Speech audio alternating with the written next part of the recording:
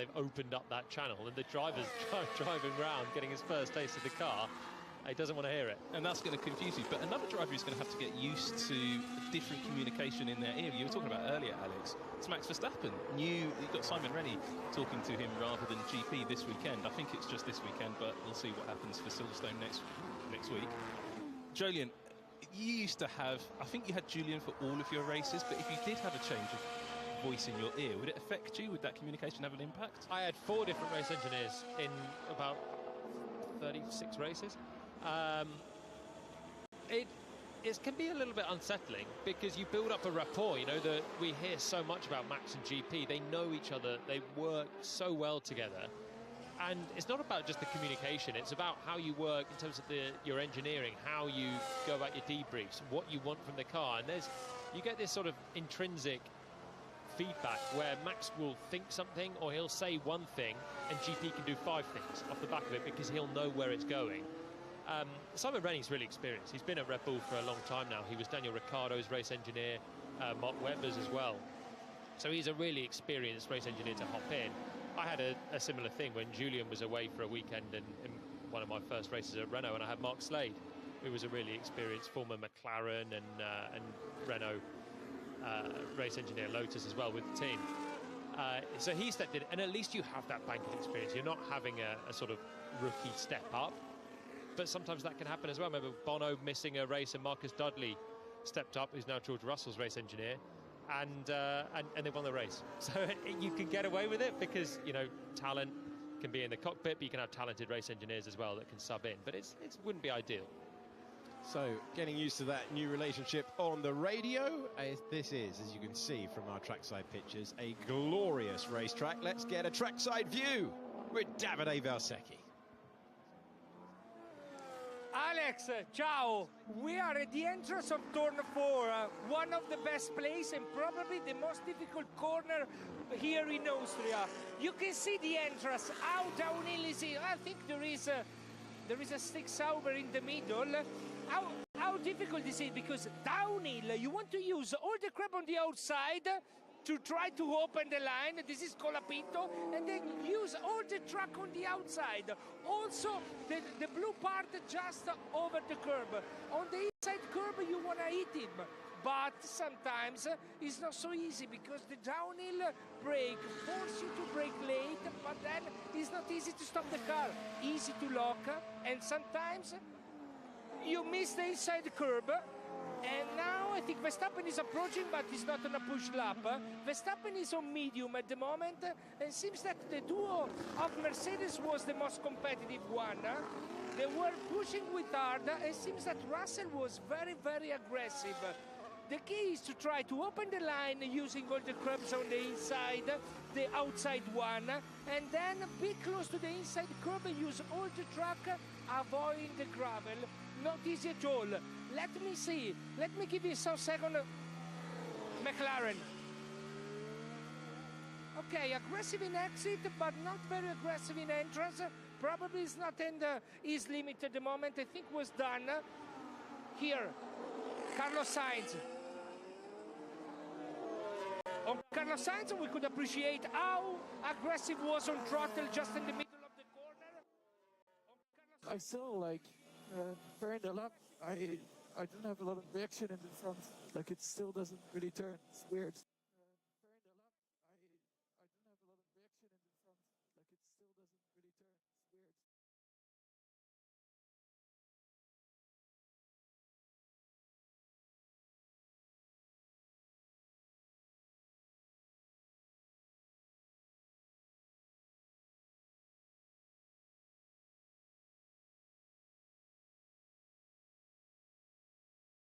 The second Red Bull in the championship, coming over the line with a DRS that takes him to 10th position, and he is heading to the first turn, and there are so many good vantage points.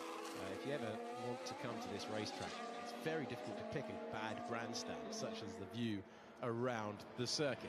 I think it's probably the most beautiful race circuit in the world. There's a few other arguments for other championships, but certainly in Formula One. Where that camera angle we just saw above turn 1 is, if the cameraman actually turned around, you get this beautiful view across the valley, really glorious alpine landscape, and there's really nice cows walking around in the field behind the grandstand. It's such a bizarre juxtaposition from Formula One to farming. It is about an hour outside of the city of Graz. Bulls, surely. Red Bulls.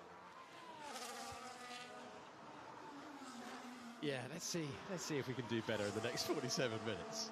We go past the white flag waving for the slow-moving vehicle with Hulkenberg, who's suddenly come alive. They updated that Sauber at the Spanish Grand Prix with a new floor, and he's rewarded them with a couple of point-scoring finishes.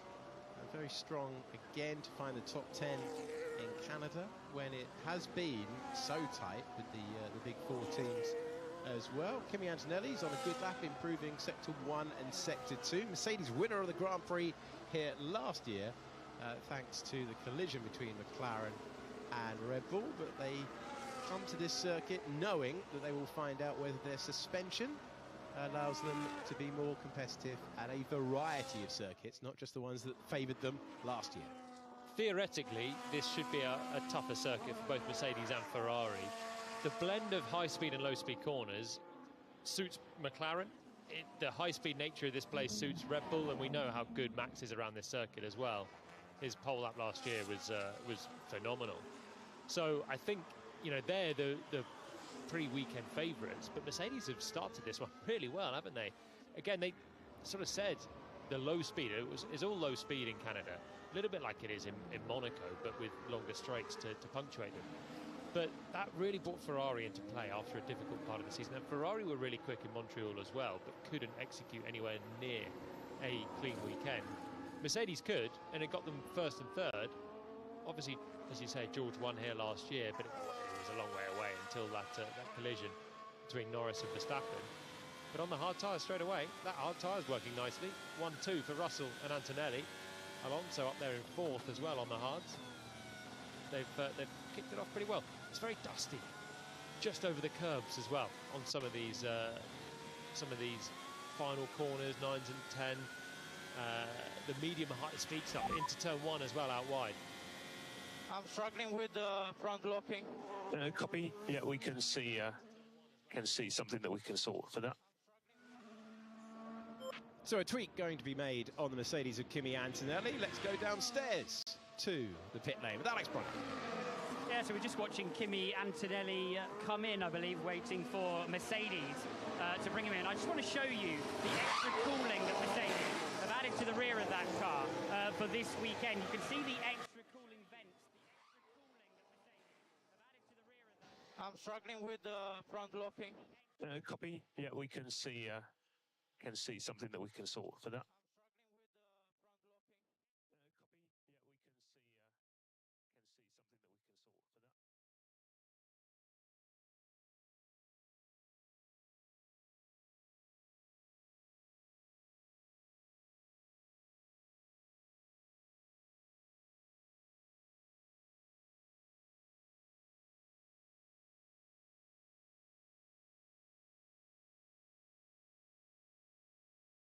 A real interest here in the Red Bull Ring because it is 700 metres above sea level here. There's a bit of an altitude effect.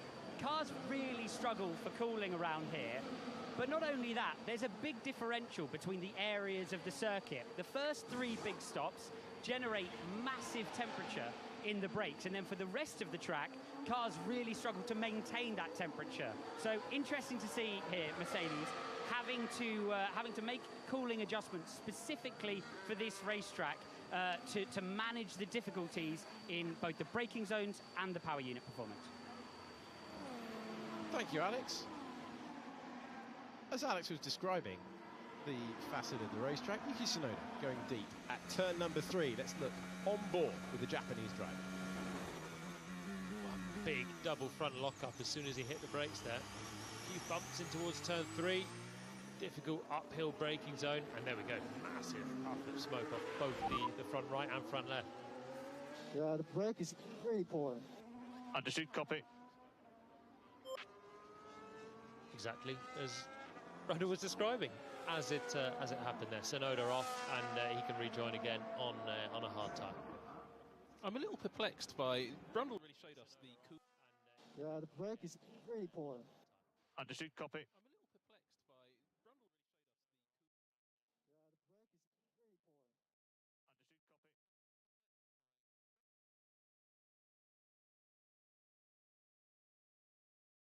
really poor.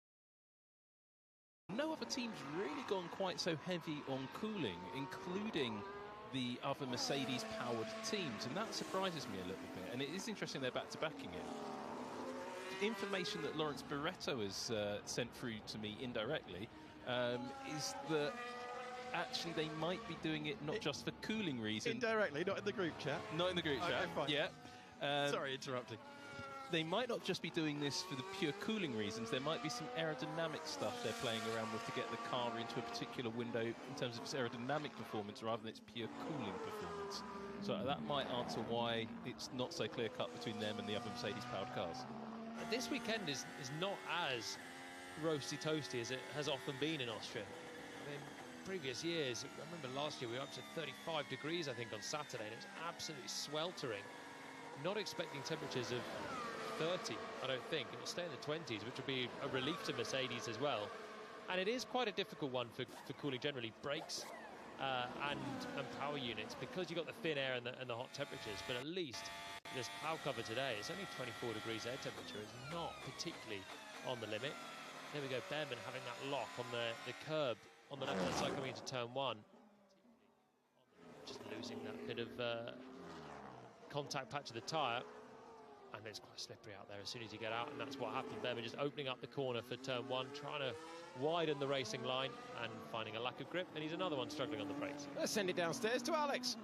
I do just want to try and show you, if I can, this vent which has been added to the side of the Red Bull floor there. They're running a load of flow-vis on it at the moment. It appears to be only on Max Verstappen's car, so it's a vent towards the rear of the floor, just in front of the rear wheel.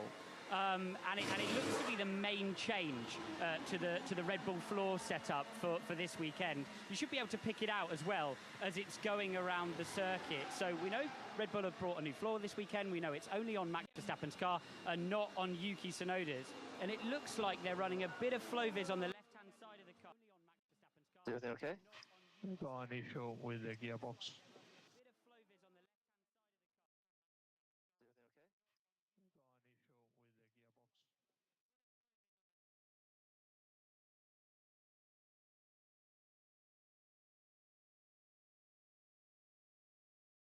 Aerodynamic upgrades to this year's Red Bull before they move on to looking at next year's car after Spa. If we have a look at Yuki Tsunoda's car, just behind you, James, you can see that little vent is not present on Tsunoda's car. Neither is the flow-vis. So you can see there the back-to-back between the two Red Bulls in terms of the floors available and the upgrades that are being delivered to the two cars.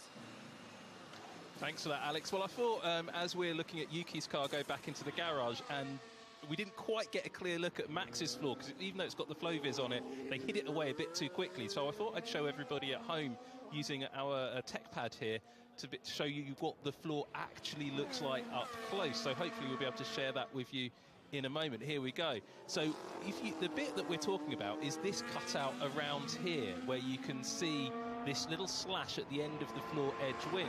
But also, I think there's a few little modifications made to this little cutout at the very rear of the floor, ahead of the rear wheel. But also, just take a little note of this little aerodynamic detail on the edge of the bodywork here. Now, that's been on the car for a while, but it just shows you the intricacies of the aerodynamics on these cars. But I just love this sort of detail. And what you can see here means that there's probably an awful lot of stuff going on under here that we can't see. And these changes could make a dramatic effect to how the Red Bull works as we go out on track. And it'll be a wait and see when the track conditions come to the cars.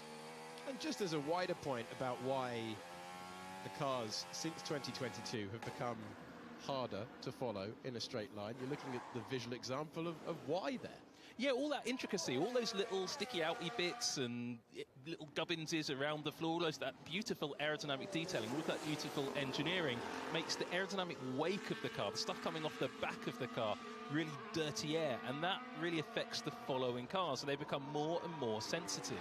One of the objectives of the 2022 rulebook, which is essentially what we're still working to now in 2025, was to clean up those dirty air wakes, and it was effective. But the cars have become more detailed, more intricate, so I think there are some efforts in next year's rulebook to try and clean up those weights again. We'll have to see how that works. Alex Albon having a moment at the Jochenrink curve. Turn 9 of the racetrack, and a big snap sending him wide. He's grateful for the runoff. Yeah, fast corner, that one.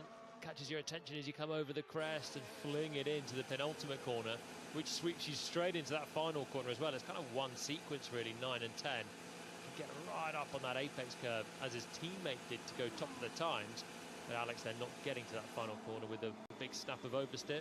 That's the trade-off, really, trying to balance your car to get rid of low speed understeer and then not have loads of high speed oversteer. That's the flexi-wing clampdown was all about trying to neutralize the balance between the high speed and the low speed, and that's kind of a typical trade-off, really. Especially turn 9 towards the end of the lap there. You've come through 6 and 7, you put a load of energy through the tyres. You get to turn 9 and you're just fighting that bit of oversteer. Right, let's tick off another team down in the pit lane with Alex. I was walking down to go and check out McLaren, actually, to have a look at their front suspension upgrade this weekend.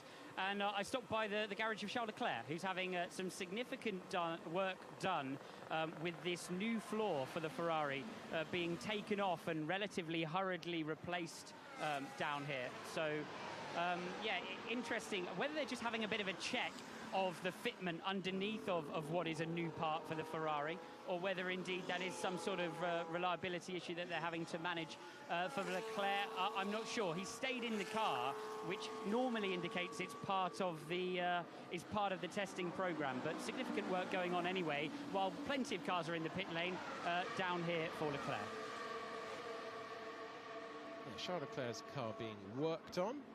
Dino Beganovic in for this session, along with Alex Dunn, the rookies in the field, but the car that you were looking at with a modification that Ferrari hope will take them closer to the front. Ferrari without a win all season.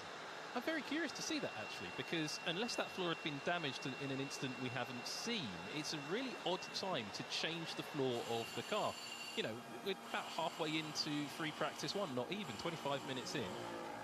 An inexperienced driver doing a young driver run to swap in a new floor on that car, or swap out the old, put the old floor back on it. You'd normally do that with your more experienced driver so you could get a more repeatable result. So it's slightly strange to see that at this point. I think Ferrari are just using Beganovic as a classic test driver, aren't they?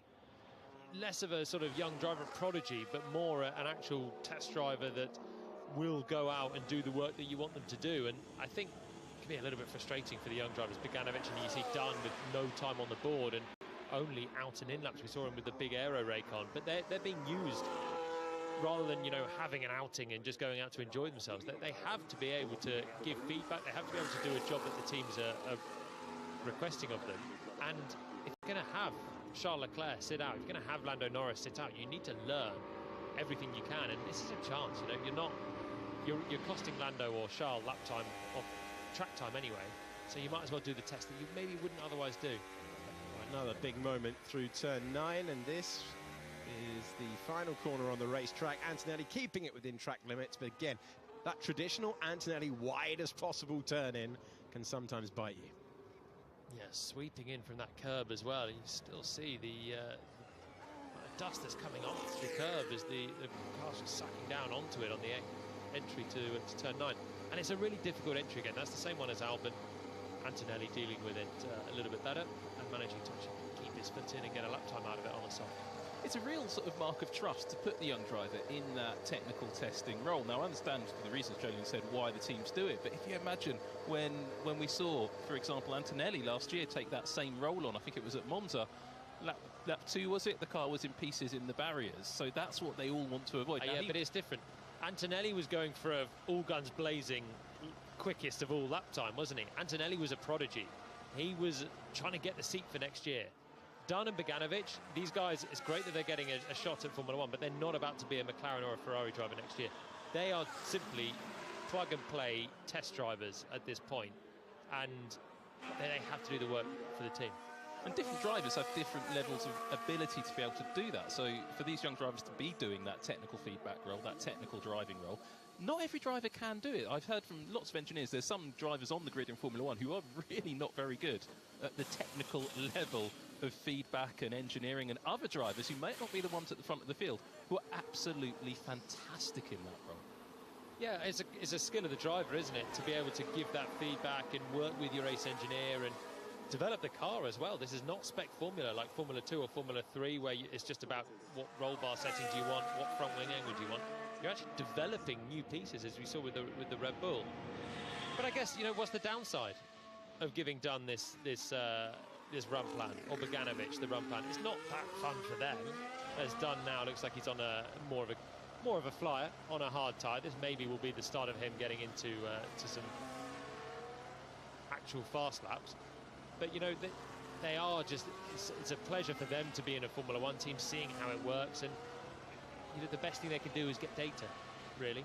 They're not staying in for the rest of the weekend, so it's just about acquiring data for the team, and making changes and getting numbers on that is good.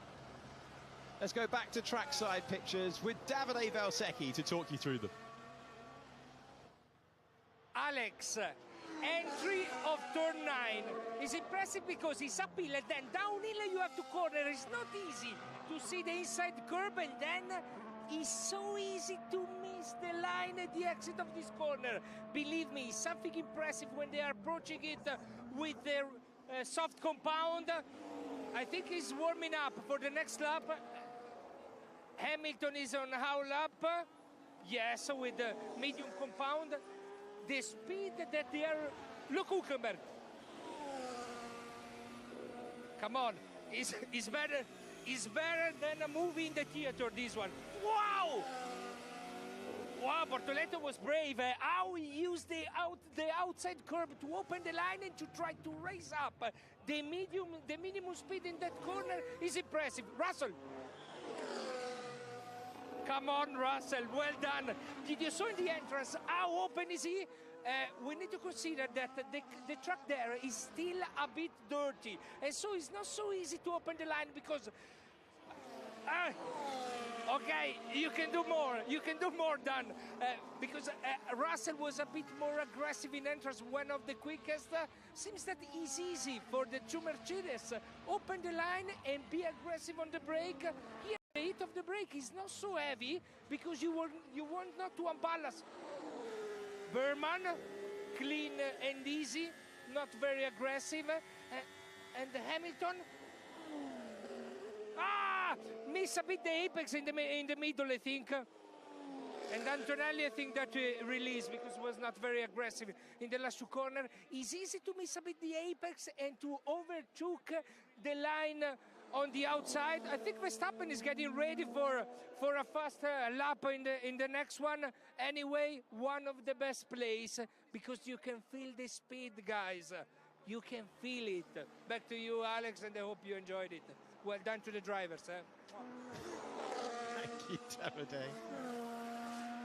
As George Russell ahead of Gabriel Bortoleto, you saw the commitment the Formula 2 champion took through turn number 9, a racetrack that he won at here 1 year ago in the second tier. Max Verstappen is building up to that push lap on the soft tyre. But the nice thing is, you could see the commitment with Davide there. You can now see it on the lap times. That was Bortoleto, full beans, going up to second place, that Davide was so impressed with. Hülkenberg a little bit less aggressive and 4/10 down on the lap overall. I doubt all of that or much of that was in turn 9, but certainly a little bit, as we see Max now halfway around the lap on his set of softs. Yellow flag for Fernando Alonso, who's gone round. And crucially for his weekend, kept the car going, brought out the yellow flag momentarily at the final corner. Yeah, there's not a huge amount of runoff on the exit there, so he's done well to spin it and then get a spin turn back going again, and he's cleared before Verstappen has come through. has Max got the speed in that soft tyre? Has he managed to keep his foot in? I think he's backed out of it actually somewhere else. So shame for Verstappen. Second set of tyres now for most of the teams, and that's why we're seeing many on the softs. Having run the hards or the mediums, they're switching to the softs. Let's see what happened to Fernando then. So this is Alonso on a slow lap, trying to dial it up. Heading to turn 10, about to build up, and round he goes.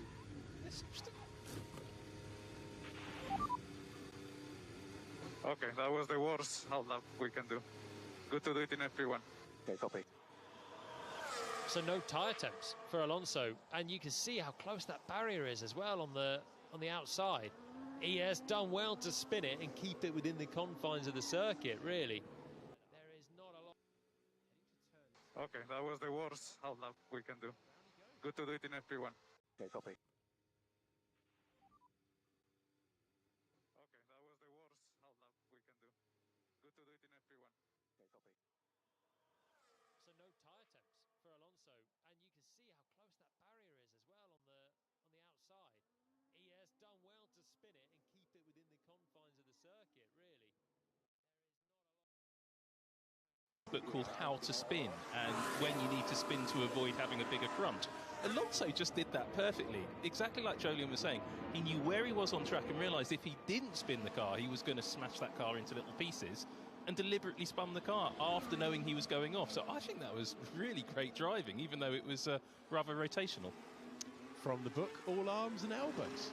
It's a great picture into a previous era of Formula One. Here's Gabriel Bortoleto, currently third at a track where he had his breakthrough Formula 2 victory, taken pole positions before here, but converted his first win, really assured drive, and it summed up his entire championship season.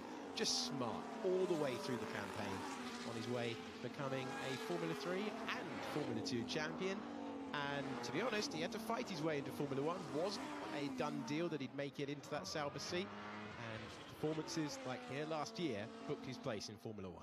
He's been a curiosity to me, Bortoleto.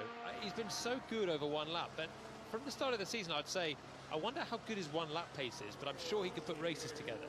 Now, he's compared to Nico Hülkenberg, who I know is so good over one lap, but has he necessarily, has he got the best race pace through the whole thing? That's maybe something that has been levelled at Nico through his career. But the contrast between those two on one lap and on race pace has been pretty huge. Bortoleto being ahead of Hülkenberg on one lap is not a surprise right now.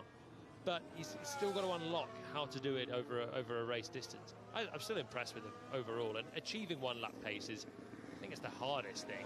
And then finding the race pace is something that experience can bring you. And just look at this guy, Oscar Piastri. Probably it was 2 years, really, of struggling to find race pace, getting better the whole time. But you'd see often Lando disappearing up the road or being right up behind him, and even sometimes being waved through in recent years because he just could look after those tyres better and put races together. But Oscar's learned it, hasn't he? And he's taken now a couple of seasons in Formula 1 to be the absolute sort of measured driver that he is. Putting the laps together and qualifying, we know he can do that, but executing a race and pushing when he has to and looking after those tyres is something we've not seen really that much until this year. This is a perfect racetrack to illustrate that as well. Through the Jochenrinck curve we go. Final turn on the racetrack. And complete the lap with Oscar Piastri. Championship leader goes up to second place. Oscar Piastri, 198 points coming into this weekend. Lando Norris on 176. Last year, went beyond track limits, got the time deleted, shuffled back in the pack as a result, fought his way through to second. If he'd had a clean qualifying, he would have inherited the win when Norris and Verstappen came together. And he's taken that step forward and hasn't really been in the position to need to inherit wins. He has been very strong so far this year. The winner in China, Bahrain, Saudi, Miami, and most recently in Spain. Yeah, I mean, it's largely his qualifying form that has sort of given him track position, and then he's a master at executing likes to flag wins now, as we've seen with most of those. Miami was the one, wasn't it, where he qualified only fourth, got up to second, and then he's got the racecraft as well to put it together. And there's not a lot of of tools he doesn't have right now, Oscar, which is making him the slightly runaway championship leader. Can we call him that now? Nearly a full race win clear of his teammate. Yeah, building up those points, 22 ahead coming into this weekend on the 11th round of the season. 24 race season all the way to December.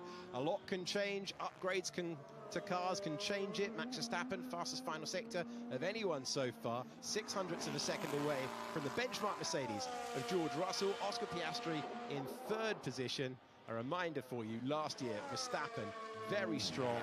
Only in the final stint did McLaren use their supreme tyre management. They're so gentle on the tyres in comparison to the other teams, and that's how Lando Norris was able to reel him in off the back of a bad Max Verstappen pit stop as well. But around here, this is one of Verstappen's master circuits, isn't it? He just has a feel behind the wheel around this place, and he started the weekend strongly as well. Fine margins we can expect around this circuit as well. 65 seconds for an entire lap. The quickest lap, the shortest lap in terms of time. Yeah.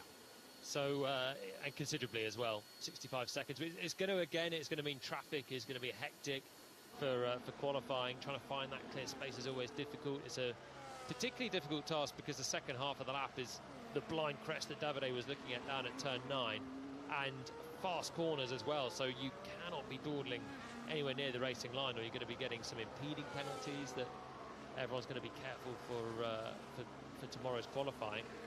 But I love the fact that it is usually tight margins, apart from last year where Max blitzed the field by 4/10 in one of the most staggering qualifying laps he's done. Yuki Tsunoda is finishing his lap. If you're just pressing play and getting up to speed with the Formula One weekend, wonderful to have your company. We've got updates on the cars, including a new floor at Ferrari. We've been talking you through that. Max Verstappen has a change of race engineer. GP is not on the microphone for him this weekend. A massive change for Verstappen, who has been with GP since his very first race with Red Bull, which you will remember was a winning one. And of course, Verstappen, don't mention it to him because he's fed up of hearing it. 1 penalty point away for a ban. That still applies to expire after this Grand Prix. Well, I have a question about that. The expiration date of those penalty points is Sunday. And it's not defined in the regulations whether the expiration happens on the 30th of June or after the 30th of June. So I think there's a bit of debate about that because no one's ever tested that rule before. But on top of that, coming into this race weekend, obviously the FIA have published their penalty guidelines, which is wonderful because now we can finally all see what the rationale is for people getting told off. There's Esteban Ocon, gone deep into turn number 1, brought out the yellow flags. A lot of braking issues and calibrating them correctly in the course of this session so far. 40 minutes gone, 20 minutes to go, and Ocon just went deep. He's recovered to the racetrack. Yeah, another driver, his teammate had the big moment, didn't he, earlier on in the turn 1 braking zone.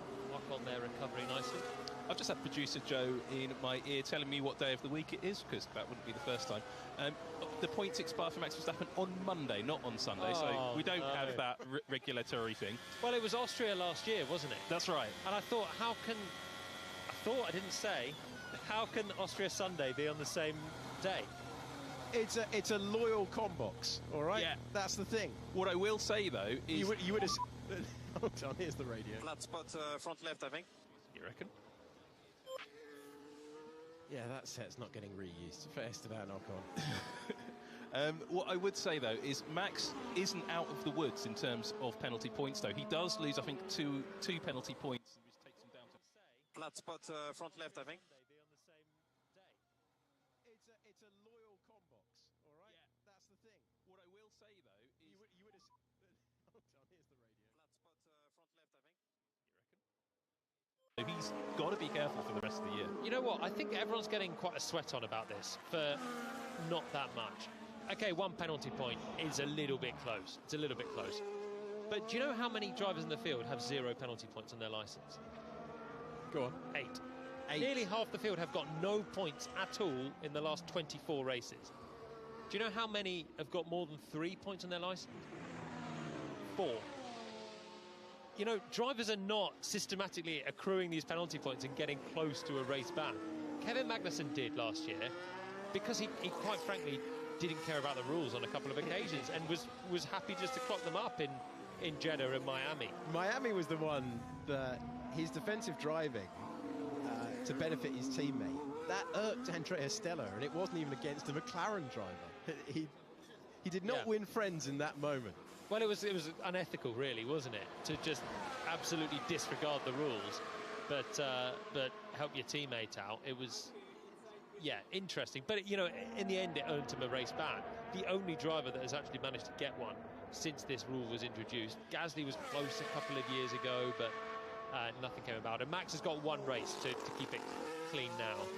But I think there's so much chat about it. Obviously, Max was trying to shut it down in Canada because it's just be sensible. It's not that hard to you're not going to trip over someone and you get the points. You only get the points if you've done something wrong. So Max is well within his bounds to just keep it a little bit tight for one more race. I don't think it will really affect this performance. A circuit like this, you can force someone off, you can overtake off the road, so maybe Red Bull have got to be a little bit more cautious on that front. But aside from that, he should be fine to get through it, I think. Finally given a set of soft tyres and making use of them, Alex Dunn. That is an excellent lap time when you compare his effort to the championship leader. A lot of the time in a session, they'll wait until right at the end, but the leader of Formula 2 trying to emulate that man and take that title that he won in 2021. Excellent lap time for Alex Dunn. Seriously good, isn't it? So he ran that set of softs doing those early aero rake tests. So he had them on, put a heat cycle through them, doing 6 laps just in and out, and then he's banged them back on and banged in a lap. Let's go downstairs to Alex Brundle in the pit lane. It was a pretty good effort, wasn't it, from Alex Dunn? I want to drop in on him, though, because he's sitting, of course, in Lando Norris's car, which has that suspension update with it this weekend. It's something they trialled in Canada, and it's a really, really interesting update.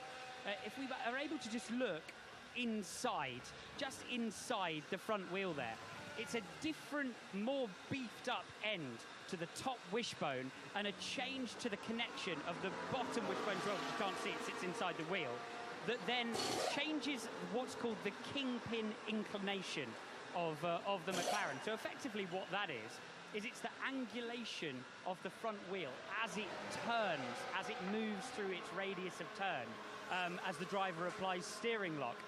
And the aim of this is to change the weighting of the steering wheel for Lando Norris through the turn of the arc of the steering wheel.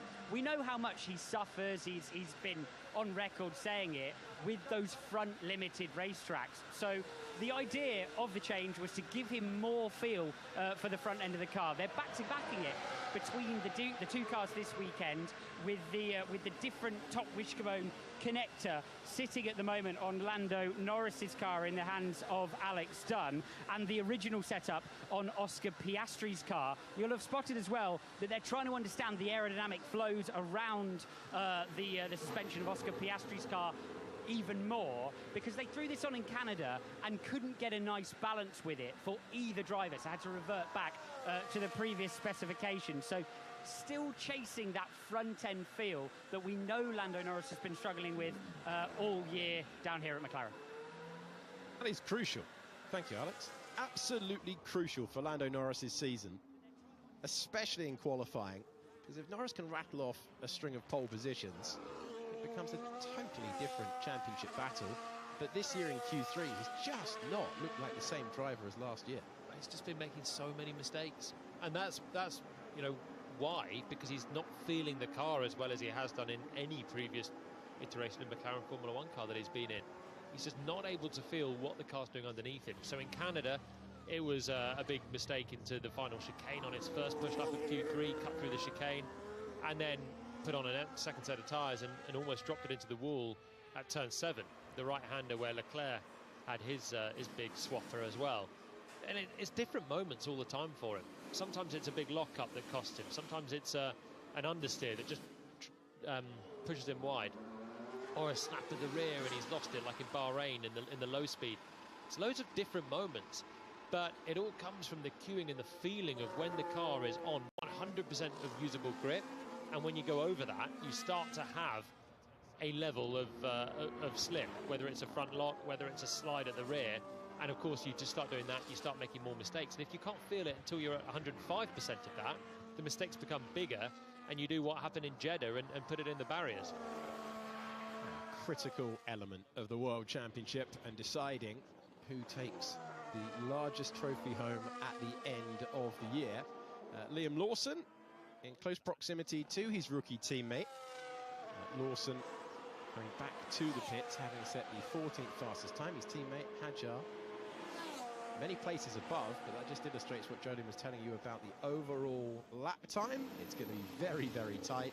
There's some hard luck stories by the time we get to the end of Q1 and Q2. I'd love...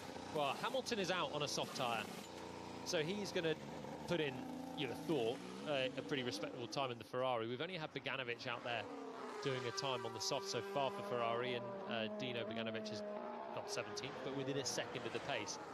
So Hamilton will hopefully put one in, and then I want to see Ollie Pearman find a bit of time as well to have the whole field within a second.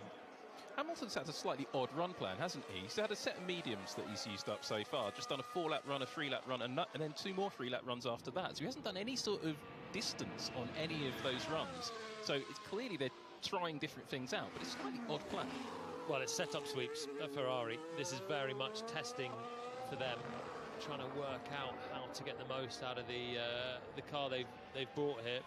Beganovic was doing a similar thing, wasn't he? Just running, he did a longer run on the hards, but slow and trying to just build up a level of consistency, whereas Hamilton has just been in and out and in and out on the mediums. I did see him have a moment down at turn 9 before, but overall it's been subdued but just methodical for Ferrari, and now we'll see with a set of softs if he can put something respectable on the board at the end of the session. Looking forward to seeing that lap in a few moments' time. You're looking at Fernando Alonso, who's had some mighty performances around so many racetracks around the world. This has never been a classic Fernando Alonso circuit. He first raced here in 2001. He has never been on the podium at this racetrack. Wow. Really unusual. Just very, very strange. His personal best is 5th place. Something about this circuit that just doesn't talk to his driving style at all. Well, the circuit dropped off the calendar for his glory Renault years, didn't it? That is true and fair. So it came back on in 2014. Yeah. When he was just about to have the spiral down the order, really. He had that sort of super competitive race-winning decade, if not championship winning, when he was at Ferrari as well, challenging for the title with Sebastian Vettel and the like. And then it's come back on as he's in sort of the latter phase. It's been 11 years now we've had the Austrian Grand Prix back on, but probably the timing has been horrible for him. Beautiful raindrops. He's going to break into song there. And to close out the session, a ballad from George Russell. No, we did get some cloud cover about 10 minutes. As well, challenging for the title with Sebastian Vettel and the like. Beautiful raindrops.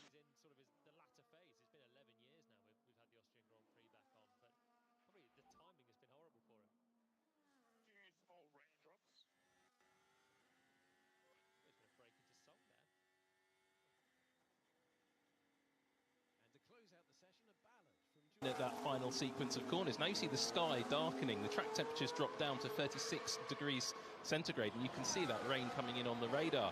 Not much of it, but sprinkles maybe. I don't think we're going to see a deluge, but I saw a wonderful video of Valtteri Bottas in the paddock with Mercedes doing what the weather's doing, and he pointed out that there's some water coming down from the sky and some golf balls. Well, the track got absolutely thorough soaking yesterday, washing off all of the rubber that's built up over this season's races on this circuit, which is quite heavily used for different series, but also because of the hillside, it's washing down all of the dirt and gubbins from the fields around it down onto the track surface, and that's why we're seeing such high track evolution today. And I think we're also going to see it going all the way through the rest of the day until later day, if that rain doesn't come down now. Manure from the cow fields. I was trying to avoid adjacent cow fields. Yeah, I was trying to avoid that. One of the stranger commentary practice lines of the year so far. Good time to go on board with Alex Dunn, who is in contention for the Formula 2 Championship. One of the tough things about running in FP1 for these F2 drivers competing in the championship is that they've got to jump in the cars, obviously with the reduced speeds, recalibrate everything. And we did see last year, it did affect Isaac Hadjar, his performance going from practice session to qualifying session, even at the end of the year when he was contending for the title in that final race. It's not always easy. It's raining into 4, very light. We do not expect more than light drops, Oscar. We don't expect anything more than light drops. So it's one thing being Oscar Piastri and seeing that on the visor and feeling it. It's another thing being Alex Dunn, who's had a great session up in 4th place, coming up towards turn 3 and 4 now, and having had the great session, don't drop it into the wall. You're on 7 more minutes of borrowed time in Lando Norris's car. You could see the little bit of moisture there at the top of the hill there at turn 3. So I think you just have to play it that little bit safer. It's raining into 4, very light. We do not expect more than light drops, Oscar. We don't expect anything more than light drops. A great session up in 4th place, coming up towards turn 3 and 4 now, and having had the great session, don't drop it into the wall. You're on 7 more minutes of borrowed time in Lando Norris's car. You could see the little bit of moisture there at the top of the hill there at turn 3. So I think you just have to play it that little bit safer. It's raining into 4, very light. We do not expect more than light drops, Oscar. We don't expect anything more than light drops. For Ferrari, because Lewis Hamilton's soft tyre run really wasn't great. I mean, he's sitting in 9th position after that very short run on the softs, and I just get the feeling that car's setup isn't where it needs to be. Yeah, plenty of drivers chasing it throughout the session. 6.5 minutes to go. And you're looking at Esteban Ocon, who's had a season of real peaks and troughs. As high as 5th in the Chinese Grand Prix earlier in the year.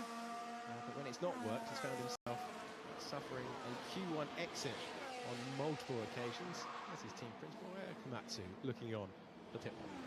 Haas have had a few back row lockouts, haven't they? Interspersed with double points finishes as well. It's been a strange season for them generally. Good circuit this one for them historically, even if it is a steady start to the weekend for both Ocon and Behrman, who's the only driver outside that 1 second. What a shame. What a shame for the Statos. It does promise a lot, though, when it comes to Q1 later in the weekend. I'll give you another one, then. Go on. 8 different teams in the top 10. It's your favourite thing when this happens. Love it. Spread of the... we were talking in an earlier cool-down room show, Sam, about car versus driver, and you've got 8 different cars in the top 10. It's about the driver, isn't it? Only Alex Dunn has done a great job to be up in 4th, and then you've got the pretty inseparable Williams duo now of Albon and Sainz. Apart from that, it's line astern for all of the different drivers.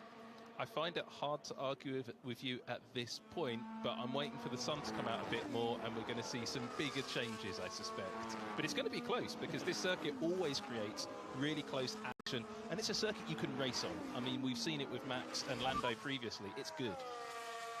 Man, this traffic. Yeah, copy, Kimmy. So it's a short track, so gaps are small. On topic team radio. Amazing. Yeah, it is going to be fine margins. It is going to be milliseconds and hundredths of a second. We've become used to that in recent years, but these are the best drivers in the world. Pressure, what pressure? Pressure is for tyres. So the saying goes, Russell, Verstappen, Piastri and Alex Dunn. If you're unfamiliar with the driver in 4th position, you can see... Yeah, copy, Kimmy. So it's a short track. Man, this traffic. Yeah, copy, Kimmy. So it's a short track, so gaps are small. Yeah, it is going to be fine margins. It is going to be milliseconds and hundredths of a second. We've become used to that in recent years, but these are the best drivers in the world. Pressure, what pressure? Pressure is for tyres. So the saying goes, Russell, Verstappen, Piastri and Alex Dunn. If you're unfamiliar with the driver in 4th position, you can see... Pretty difficult to achieve as well, and there are a few of them around this circuit. Fernando Alonso in the wheel tracks of an Alpine. Oversteer going through turn number 1. Do we get a team radio? I'd be interested in a team radio after that moment. Eventually he dives to the inside, past Pierre Gasly. A little bit of racing at the end of the session, and Alonso finally getting by. Such a good racetrack this as well, because on race day and Sunday there, you'd then have a chance as Gasly to come back down the inside of turn 4. There's 3 DRS zones all into those first big stops, and the battle can just go on multiple corners. It's a nice warm-up for them. There was some talk a few years ago of extending the track onto the old Österreichring loop behind the hill where all those Red Bull branded grandstands are full of spectators this weekend. And they built the chicanes to put those links in it. On the helicopter shots you might notice those. And I was desperate that they didn't do that, because this is such a great circuit for racing on the current layout. And they didn't, fortunately. I think it's something to do with local government boundaries and something very complicated. But this layout of track just works for Formula One motor racing. Even though it's very short and the lap times are coming down, it's just a really good race circuit. It is indeed. The old circuit was an absolute behemoth. Some corners just downright dangerous, and eventually they had to abandon holding Grand Prix here for safety reasons. So this was redesigned, brought back to the Formula One calendar in 1997, dropped off after 2003, came back in 2014, has remained ever since. And it is one of the circuits, like a lot in Europe, where we get a whole army of Dutch fans supporting Max Verstappen. In fact, Pierre Gasly is going past the Max Verstappen grandstand on the infield here. That always makes sure that we have a wonderful atmosphere around this racetrack. And he always makes sure that he's in contention as well, doesn't he? As he is right now. So you mentioned, Sam, Hamilton's sort of mediocre lap being down in 9th and half a second away. When you look at the rest of the field, Mercedes looks strong. You've got Verstappen there half a tenth away. This is only FP1, but you've got a clear illustration of the other 3 big teams, as close as it is, establishing themselves at the top of the times. And Hamilton, who's had a different run plan, and he's waited. He's been just doing out and ins with a few fast laps on a medium tyre, feeling things and making setup changes, but then bolted on a set of softs and not extracted a similar pace to those at the front. It's small differences. It's only half a second away, but on a short lap, of course, half a second's a bit harder to find as well. Yeah, I mean, that's exactly it. I think Ferrari are definitely struggling with that setup. And you talked brilliantly about the run plan there being set-up sweeps. And I think that's sort of carried on, because you see the big gaps between Hamilton's appearances out on the race circuit. He goes out, does a short run, then they're in the garage fiddling with it for a while. Then he comes out, does another short run, fiddling with it for a while. Nobody else in the field has a run plan anything like it. Everybody else has done some slightly longer runs. Hamilton is just constantly coming back into the garage, fiddling with things, trying to get that car to work on this racetrack. Half a second round here doesn't seem like much. It does feel like it's very compressed, but other drivers, I mean, Nico Hülkenberg is the same distance off the front runners as well. So if Ferrari are that far off, it's not nice. But the other factor to look at is all of the Ferrari-powered cars are struggling, with the notable exception of Gabriel Bortoleto, who seems to be having a great morning in the Sauber. Well, we saw him set that fast time past Davide Valsecchi with the trackside camera. He wasn't leaving much margin. It says FP1 at the top of your screen, but it seemed like Q1 commitment from the Brazilian driver on his way to P6 by the end of the classification. George Russell, winner of the last Grand Prix, winner of this race 1 year ago, P1 at the end of the opening hour of practice, and he comes over the line to take the checkered flag. His hour is complete, and it will be a bit of a headline made by Alex Dunn. It's the best performance by an FP1 driver all season, and by some margin. Previously, it was Ryo Hirakawa. One-off appearance for Alpine in Suzuka, who was P12, done P4. When you combine it with a Formula 2 championship lead, it starts to look pretty good, doesn't it? Clean session as well. I think the worst thing you can do as an FP1 driver is to spin the car, not least put it in the gravel or the wall, but he's kept it clean. 28 laps on the board for Dunn, 31 for Beganovic, further down the field in the Ferrari. But then Dunn extracting a lap time like that as well. We don't know, again, how well he's been assisted by the run plan, but even so, it's a very good effort. We know the cars are in slightly different specification, as we talked about earlier, with the front suspension between Piastri and Dunn, but even though, I mean, when you're looking at a new driver on track, the only other driver in the field that's really worth looking at is the teammate, and Oscar Piastri, not even barely a tenth of a second quicker than his teammate, less than a tenth of a second quicker than his teammate. That's incredible for a driver who's never come and driven on a Grand Prix weekend before. That's fantastic. Oscar Piastri making his way with a bit of oversteer through turn number 1, I should say, pointing at turn number 3.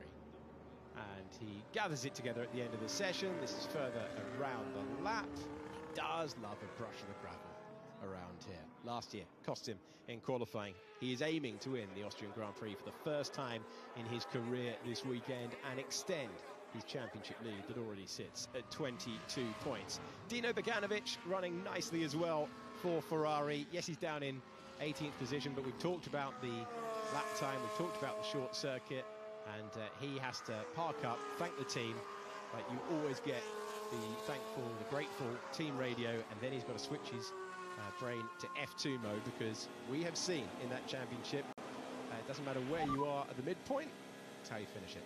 I want to say a massive thank you. I think a little boy's dream came true, and this is definitely the best day of my life, so thank you everyone for letting me do this. Thanks Lando as well for trusting me with this car. You're very welcome. Good job as well. That was quite a busy session. Thank you everyone, means a lot. Soaking it in on the in lap, a job well done. And we've got the drivers heading to the main straight for some practice stunts. I want to say a massive thank you. I think a little boy's dream came true, and this is definitely the best day of my life, so thank you everyone for letting me do this. Thanks Lando as well for trusting me with this car. You're very welcome. Good job as well. That was quite a busy session. Thank you everyone, means a lot. Soaking it in on the in lap, a job well done. And we've got the drivers heading to the main straight for